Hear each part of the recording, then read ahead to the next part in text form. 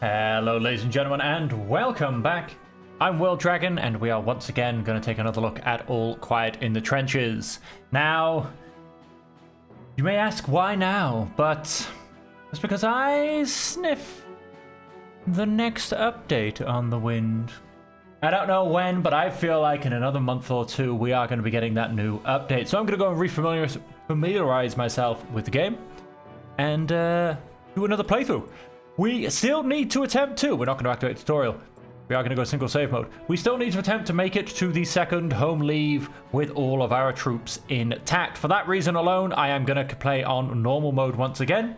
Like I said, once again to refamiliarize myself with the game and also to see if we can't make that second home leave. Let's go ahead and jump right in. Let's get this game started and let's see who our starting squad is. As we wind our way through the trenches to the front lines, we come across our merry band of soldiers. And with us today, we have...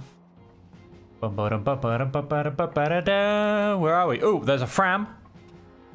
I see a Fram. That looks like... oh, I've got the old boy. I can still hardly believe that a few days back home, I had been appointed under-officer in charge of this handful of men. And here they were, sneaking through the trenches behind me. Not 100 meters from the enemy positions with heavy packs and dwindling strength. I lied. That was actually Menk. No, that wasn't Menk I saw. That was Linnick. It wasn't Linnick. It wasn't Dana. Who did I just see? I didn't recognize him at all. So we do have Carl Menk. Sorry, Carl Menk. Smaller than his comrades, seemed pensive but alert. Peter Linnick. I do, quite like Linnick as well. A very good workhorse, compact but strong in stature. Had already built rapport with the other soldiers through his open and helpful manner. Alma Fram. Not the strongest of all soldiers, but he's a trained medic, so we'll take him every time. And Jean-Pierre Dana, our trained soldier, basically. He's been a soldier his whole life. Exhausted, we finally found the dugout of Lieutenant von Karlsbruck, to whom we had been assigned. Now, unfortunately, I forgot to bring him a teddy bear from back home, because I feel like that would have really helped the situation. There you are, Herr Offizier, he greeted me. You seem to have taken your time. Surely you're fit enough to start work straight away. The lieutenant's condescending gaze swept over my men and then rested appraisingly on me. Yes, Herr Lieutenant. I confirmed, regardless of how I assessed our situation, this was not the time to make a bad first impression on my superior. Some of my men looked worried, but Lieutenant von Karlsbruck nodded in satisfaction. My adjutant will show you your sleeping quarters, afterwards report to me for today's duties. I felt the eyes of my soldiers on my back. Obviously, some of them resented my lack of concern for their needs. Without so much as another glance at me, Lieutenant von Karlsbruck turned back to the documents on his table. Welcome to the trenches, Herr Unteroffizier. Yes, Dana.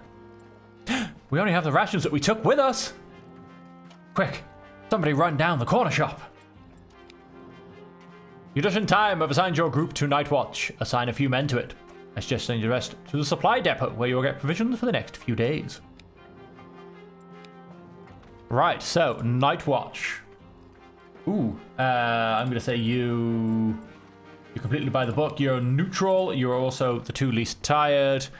And then let's stick you two on fetching those rations. Go next turn. And so, of course, we have to last about 5 or 6 scripted days in this first fight, but that wouldn't be a problem. Another communication trench collapsed. Gather your shovels and men. You have to rebuild it as soon as possible. Now, of course, as you did just previously see, you can drag people back and forth, etc. But there is also the option of opening it. I do prefer sometimes just seeing the full information window. Ooh, thinking about things. A few hours ago, the roar of artillery had begun. At first, it was as quiet as the rumble of thunder in the distance, but recently it had become steadily louder and more threatening. Suddenly, there was a thud not 10 meters from the hiding spot where my men were huddled. An artillery shell shredded the dugout of our neighboring troop. Pieces of wood and metal flew for meters and smoke obscured the view. The noise was deafening for a few seconds, then died away as quickly as it had passed. An almost eerie silent gasp of shock passed. Then my men and I jumped up. pushed aside broken beams, and searched for our buried comrades. We found two, for whom all help came too late. A third, however, we could still hear panting. He was lying with his upper body trapped under the fallen beams. His face was distorted with pain, and he was barely conscious. My men stood around him, forlorn, and looked over to me for help. He's very sociable, he's fairly courageous, he's fairly compassionate. Head officer, we must try to help him. Together we lifted the beam from his chest and only now saw the full extent of the damage. His chest looked crushed and his hip strangely twisted. A long splinter protruded from his abdomen, and his shirt was soaked in blood. He is, somewhat jaded. Menk shook his head. He's beyond help. A mercy killing will save him and Earth both's misery. Get a stretcher. Always try and save him. If you can manage to save him, it's a great start. That's all I'm saying. Now, we also do have a quick job. The artillery must have destroyed one of our telephone lines. Instruct your men to carry a message to the command post immediately. I wish you could kind of combine messages, because, like, we're taking them to the hospital. I suppose command post, you know, you kind of can't dilly-dally. Both of them are important. Still. Trained in first aid and compassionate and strong. And then we're going to deliver a message using you, completely by the book. The advanced emplacement has been destroyed by artillery. Now we're missing a well-covered position, and the French have an easy way into our trenches. I'm afraid that if we try to rebuild the position directly at the front line, the French will do their best to prevent it. Well, we don't have the soldiers right now to do it anyway, so let's try and save them. I have a feeling we've got a good chance, because, I mean, we took one with first aid, one that was strong. I think we had a chance. The wounded man we took to the field hospital. Unfortunately, he died. We did what we could. The people in the field hospital too. I guess it was just too late for him. I'm glad we tried, but it's still saddening. I'm a little bit shocked that we failed that one, to be honest. Although he is slow. So that could have kind of put us down a peg, so to say. We're gonna go and hide all. We're just gonna hit next turn. We are a little bit lower on ammo, but hey, that's not a problem. For the past day, my men and I have been sitting tightly packed in our bunker while the French artillery rained down salvo after salvo of death and destruction on us. During the hard work of our first days in the trenches, I had hardly found a quiet minute to have a personal conversation with my men.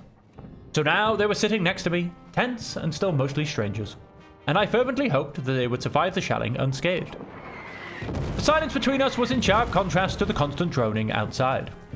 When, after hours, the firing suddenly stopped, a sigh of relief went through the ranks of some of the young soldiers. However, that was the moment when the veterans of the other troops tensed up and began to load their rifles. A cacophony of whistles snapped us out of our stupor as well. The French were attacking. For God, Kaiser and Vaterland! With God for Kaiser and Vaterland, I shouted and charged into the trenches. Others joined in my battle cry, and together we roared against the cries of the oncoming French. To battle we go.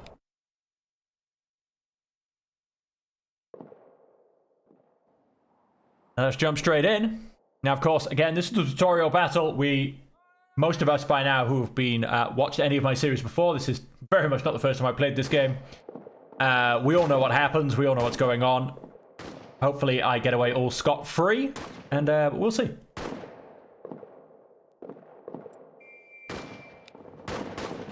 Okay, me and my greenhorns have to gather as much ammunition as possible. Now, I don't think I have any good looky-loos. Oh, I do. I lied. Completely. I've got two.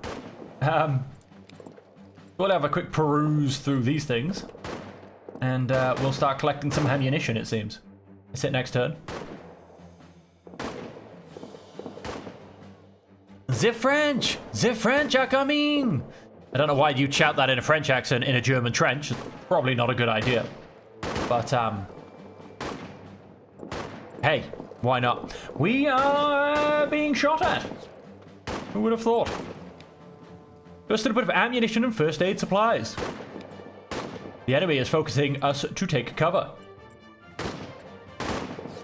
I was able to find a few combat supplies. I hope this helps us.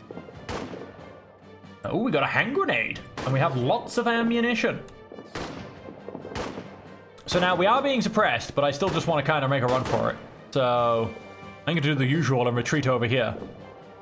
for it, danger. I generally just hope we'll be okay.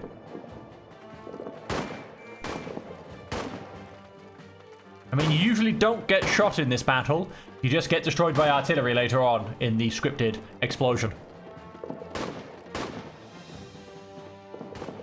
I mean, you know, we did run through some pretty good cover, so. Search some crates, we'll go for Menk. And let's just hit next turn. Oh, he's got man down. Quick, Fram, you're trained in first aid. Get up there.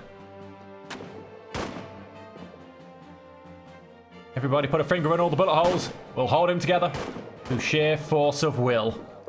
Oh, did somebody go down? Not one of theirs. Not one of ours that I can see. Maybe someone over here.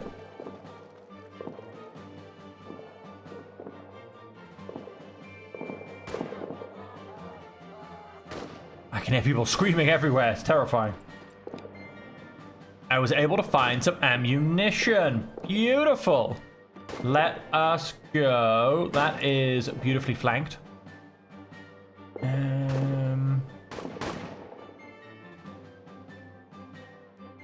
That's beautifully flanked. I don't really want to go there. Oh, got a little pause there on the good old turn.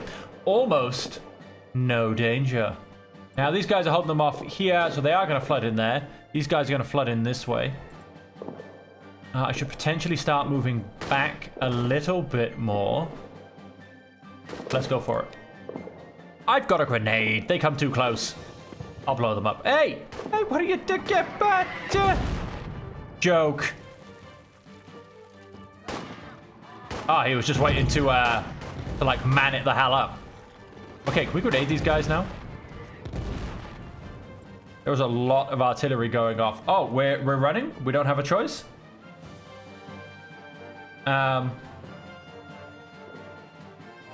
Yep, looks like we're running. Okay then. Let's move to here then. We don't have a choice.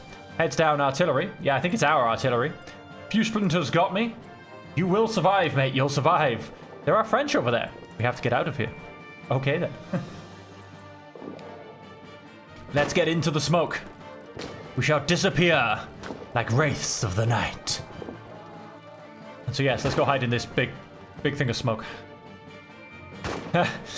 I see nothing. There are French over there. How do you know that? And let's grab that. Hopefully a nice bit of ammunition. We can come back this way. We can come back this way. We're doing pretty well. Hopefully this is enough ammunition now, so we're good to, basically just run, quite frankly. Got some French up there. We got some French on the left. These guys, ooh, somebody got him. These guys have just pulled back. He fired off one last shot before he turned and ran.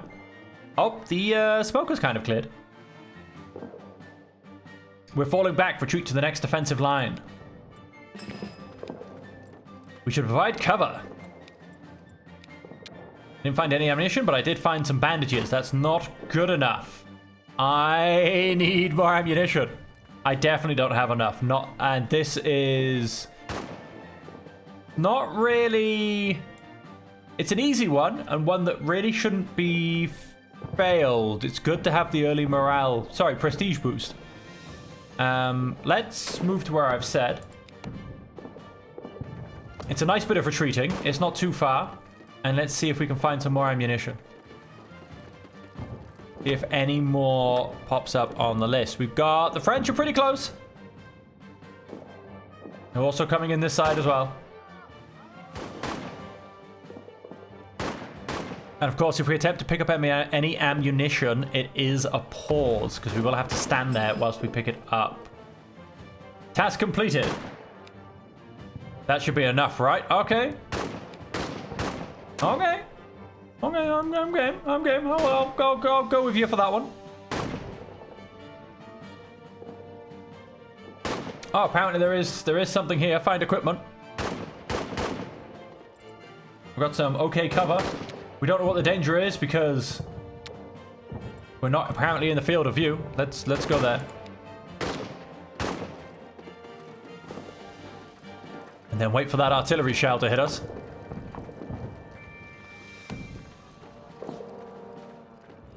Watching, is someone about to go man down?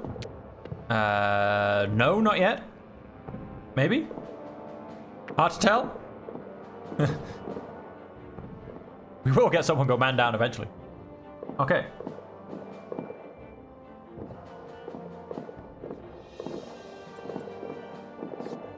Oh, he's chained to wounded. That's interesting. Damn, my wound has gotten worse. So we have apparently got enough, so we're not going to grab anything else. Let us... Now. I'm expecting a really bad explosion. Please. Don't let it be on Linux, because if an artillery shell hits Linux, he's insta-dead.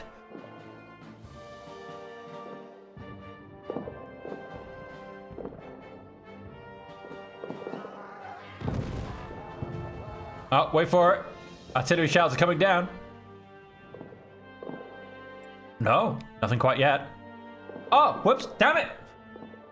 I just pressed the arrow and I don't know why. I don't know, I was just expecting it to be like something to come up. And I just clicked as if it's like, yep, we'll continue now. Like, no, I didn't actually want to end my turn, but thanks. We're in a good position anyway. Yeah, we're nice and far back. Let's get across the creek. Low danger, doesn't matter. It is end of thing. I think maybe I didn't get hit by an artillery shell because I've already got an injured soldier. But that's kind of the whole point, you know? It's trying to... This is a... I did say turn off the tutorial, but it is still kind of trying to teach you the basics early on in the game. So unless they've disabled that, which there was talk of it, but I don't know if they actually did. Then, yeah. Oh, he's exhausted. Whew, I thought I was seriously wounded. Let's go to the next level. Let's go back to camp. Let's chuck Linux in the hospital and eventually see who we get for the rest of our squad. And hopefully we actually do have enough ammunition. We'll find out. Dana seemed to think so.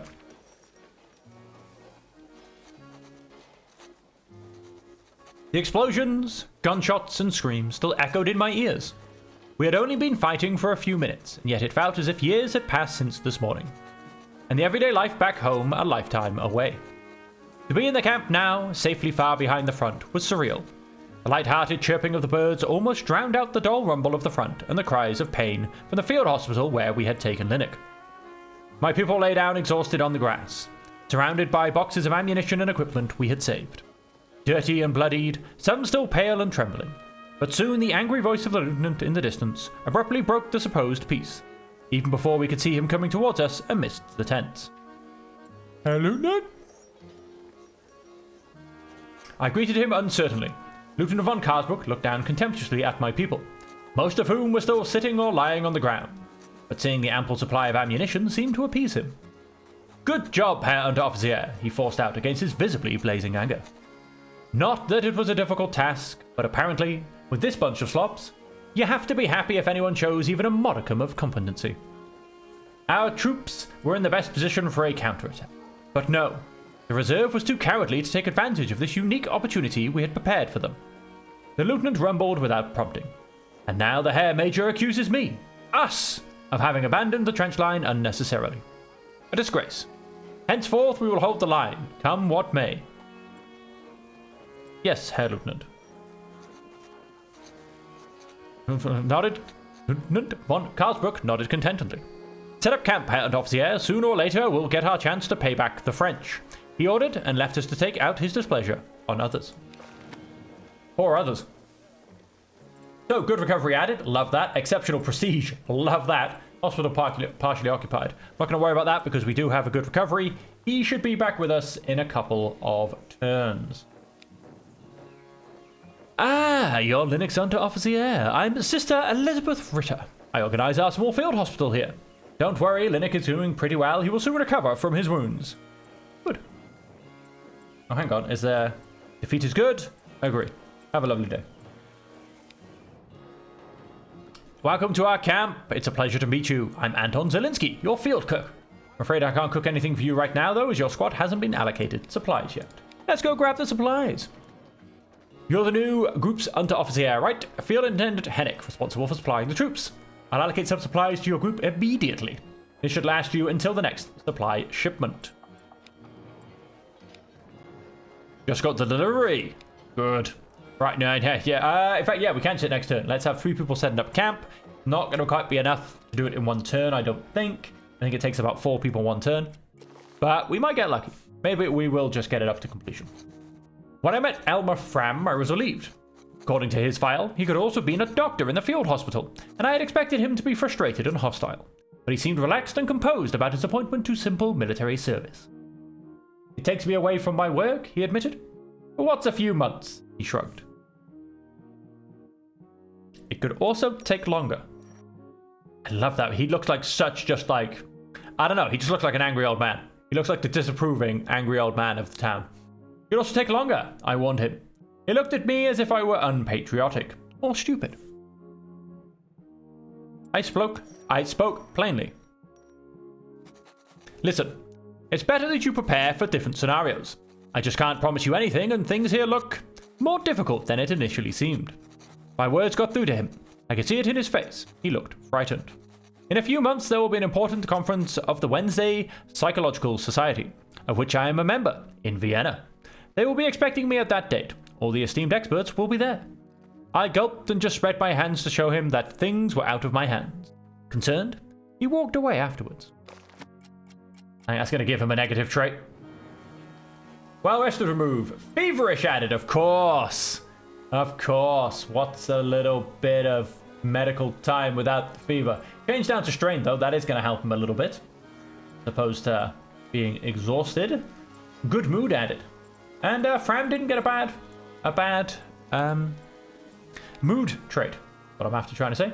He is clumsy. He is bursting with energy and strength. He also is a big eater. Welcome, Casper Pedersen. We did, however, manage to set up camp, though, which is fantastic. Field hospital. Linux has developed a severe fever. Bonjour, monsieur. Are you the Herr Unteroffizier whose people pitched their tents right there at the camp entrance? My name is Marianne Laroche. I am one of the village elders in our community. Since I can speak German, I try my best to mediate between the residents of the village and the soldiers here in the camp. Lovely. These villagers are suspects. I know, I've just met one of them. Terrible, terrible lady. Let's organize a patrol.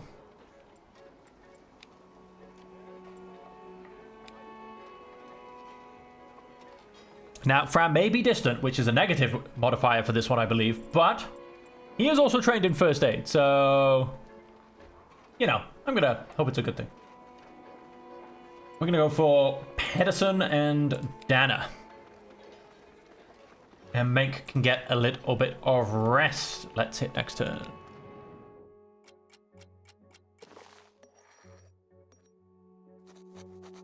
Dana had settled in effortlessly in many regards. As a professional soldier, many things came very easily to him that other new soldiers had difficulties with. He had even become a kind of mentor to some of the comrades, whom he could help out with his wealth of experience. However, word had already got around that he was Alsatian, basically a Frenchman, as some people put it, even in his presence. One evening, he stood in front of my tent and asked for a word. Herr Unteroffizier, is my origin a problem for you? He asked straightforwardly, in his somewhat peculiar Alsatian dialect. Not in the slightest. Dana nodded contentedly and looked relieved. I'm glad to hear that. It does wear on me a bit the way some of the men seem to think about me. You know, I come from a family of soldiers. I was a soldier before this war started. I'm proud of what I do. Where your comrades talk about you is wrong. I will do my best to stop this. Dana looked surprised at first, then his features softened in relief. Thank you, Herr Unteroffizier, he said, saluted neatly, and left.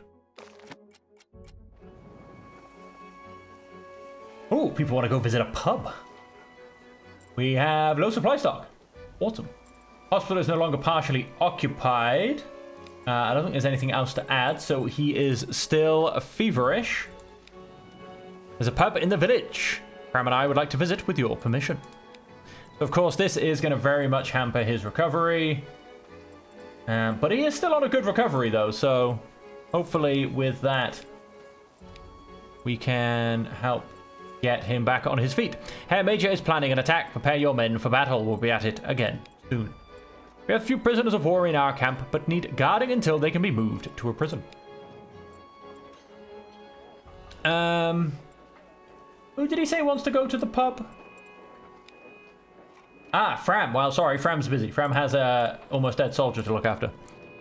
We still haven't been resupplied. Let's hope it won't take too long. When is it supposed to be?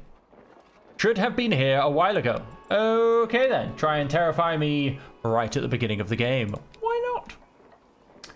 So you two get to go guard some captives. Chef wants something as well. Yes, chef? No, chef. Next turn, chef.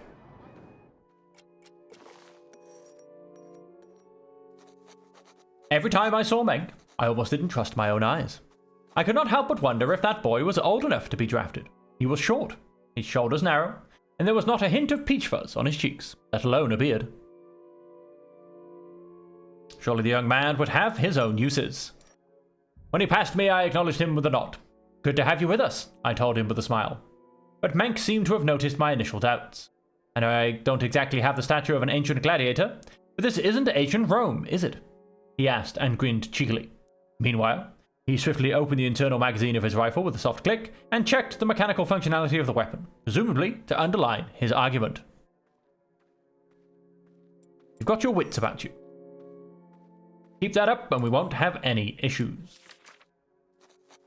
He beamed with pride and hurried off, as if to make a point that he wasn't idling. Caspar Pedersen caught my eye at dinner. He was stirring listlessly in the stew and kept peering into the others' bowls. After dinner, he complained to Zelensky that there had not been enough meat in his portion. Leave the man alone. What do you think you're doing? I reprimanded him. Zelensky looked uncertainly back and forth between the two of us. Pedersen turned to me without haste. Meat is important, he simply said. That kind of thing, you talk to me in the future. Not to Zelensky, I admonished. Zelensky nodded eagerly. He was visibly uncomfortable with the situation. Well then, I want more meat. Pedersen now prompted me. It took him a few moments to add Herr Unteroffizier. No, I won't make an exception for you. I explained to him, as a German soldier, you have to make do with what you get. But I am from Swelzik. We are Danes, retorted Pedersen, as if that would change the situation. Now we're in the same boat, I said and put my hand on his shoulder. I hope you see it the same way. Pedersen nodded. It seemed a little mechanical, and I could tell he was still very unsure. It would certainly take some time to gain his trust. In any case, he was very obviously aware that my conciliatory gesture did not change anything about his empty cookware. You'll be fine. I'd feel much better if you said that with a cookie in hand. And why did I have to go and get Schmidtbauer? There you are, Herr Officer. Wilhelm Schmidtbauer. Not a fan. Not a fan. I loved the party all the way until Schmidtbauer turned up. Linux, you're back with us. Love it. Very good recovery, down to lightly wounded, lost the fever. I've been released from the hospital. A little bit bruised, but I'm feeling a lot better already. The rest will heal in time. Going down just to feeling physically fit. He is determined. He is relieved. How much more have we got? Flipping it. Quite a good weather. Has happened twice. Home visit removed. We're kind of running out of rations. Supply came in. Oh, good. Linux fever has subsided. Yes, I noticed. He's back with me. The latrine is filled to the brim. Well, I guess what you're doing this turn. Ooh, and nothing else. Right. Yeah, you're well rested. Guess what you're doing this turn. Let's give everybody else a chance to rest. I might even do a cheeky double for a singular turn. Then we'll go back down to single again. Just whilst everyone actually gets to rest. When I faced Soldier Schmidtbauer alone for the first time, he stood expectantly in front of me, impeccably adjusted. Your orders, Herr Unteroffizier. You can count on me. He spoke clearly and devoid of humor. I liked his obvious meticulousness. Very well, soldier, I said in an authoritative tone. Do not disappoint me. I won't, he said. then suddenly became a little more confidential in tone. You and we have to keep the group in line. I just left it at that. All right, I said in a non-committal tone. Let's hope for the best. Spitbauer didn't seem to be able to do much with this vague statement, but he nodded and then formally excused himself. Oh. Herr Unteroffizier, Linnick beckoned me over to him cheerfully. In front of him lay a partially unpacked parcel that he had received from his loved ones back home. Among the various small items was a large piece of ham. He cut off a chunk with his knife and held it out to me, grinning happily. Try it! My family has spoiled me rotten this time.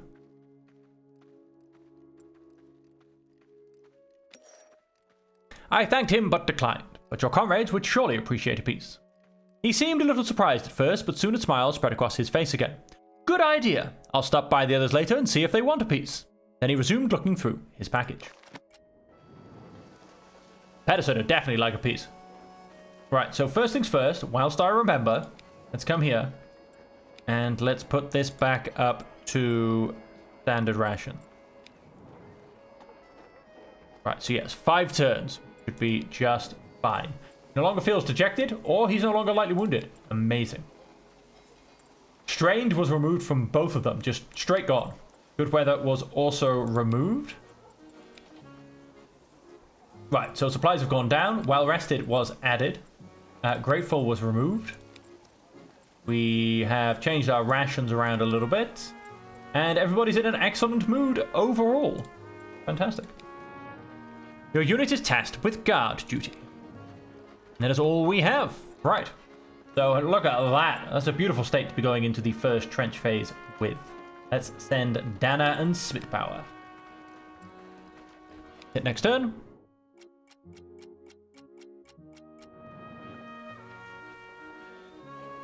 Although I say that, are we going into an engagement or a trench phase? We're marching into battle. Right, we're going straight into a fight. Wow. Your first assignment. I'll give you what you need. Ammunition, bandages, and grenades. So we got another couple of grenades. We filled up full of ammunition. And with that, ladies and gentlemen, we are going to leave the episode there before we march off to battle. And so until next time, as per always, I hope you are enjoying the beginning of yet another series of All Quiet in the Trenches, and I hope you will stick with us to see if we can make it all the way through to second home leave without losing a single soldier. And so until we see you again, as per always, I do hope that you will be able to stay safe, happy, and healthy.